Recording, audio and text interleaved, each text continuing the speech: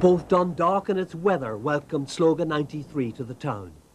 Slógadh 1993 in Seachtain Dealgan a bheith seolta go hifigiúil, go míle maithagah agus go nairi go gealimh go léir go maithagah. Slógadh is a platform for young people by which they can express themselves through music, drama, dance, the arts, all of Gaeilge. In the sunshine, the music and the dancing spilled onto the streets. Over the week, some 8,000 young people will be taking part in competitions ranging from choral singing and ballad groups to creative dancing and computer programming. The youngest competitors are taking the stage first. Later, the older contestants will have their turn. Well, I think Slógadh is the ideal event for promoting Irish. You'll have about 8,000 people from Donegal to Antrim to Wexford and Kerry, all speaking Irish, all young.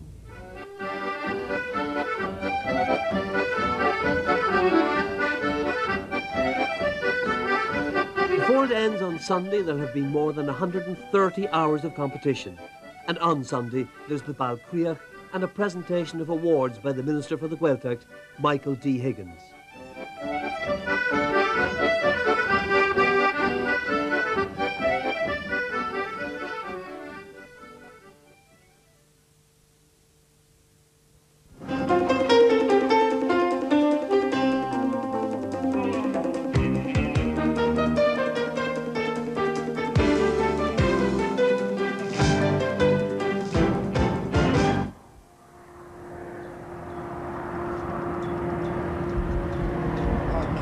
Fihead Slánathe inis ag Slógadh, agus tá dríocht thar na barta cothaithe I rinam líon mar is ócáid únta Gaeilge gcónaí agus dul I bheabhas in aig na bliana. Tá fíor áthas ar mar chahiarlach ar bord na Gaeilge gur tugad chuir gom teachtain ó láthair an nómh agus leis sin inis fógraím Slógadh 1993 in Seachtain Dealgan a bheith seolta go hifigiúil.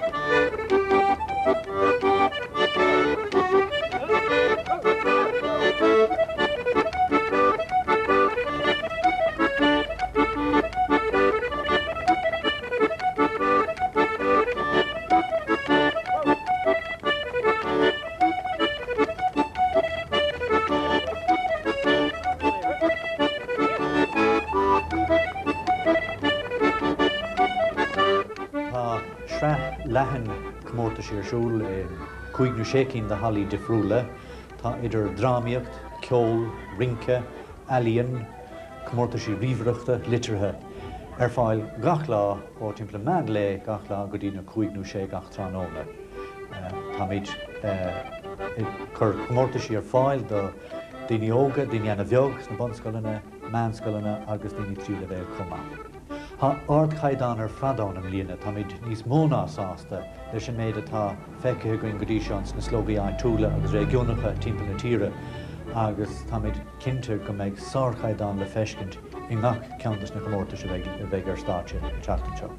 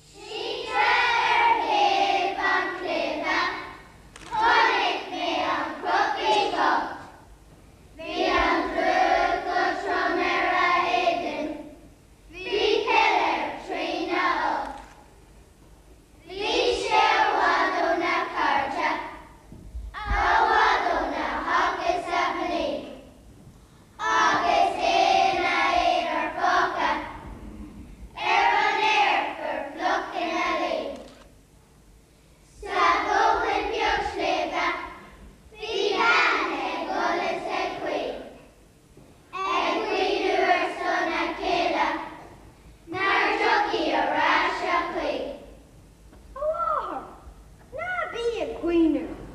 Na bí ag brush a chrí. Ní had a go belly daddy. Si she's agus slig de ski. Oh, ní Adam a vic ní Adam. Tá crafán mar mocht.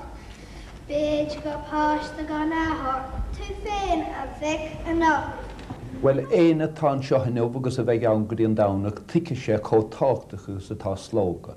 8,000 duine óga ó gúna ngá go dtí éinsam ó le garman go dtí Ciarí. Gaelgan teanga cumarsáide bheith an seo as a goíon dánach ó cáid únta gaelacha sé hé Slógadh.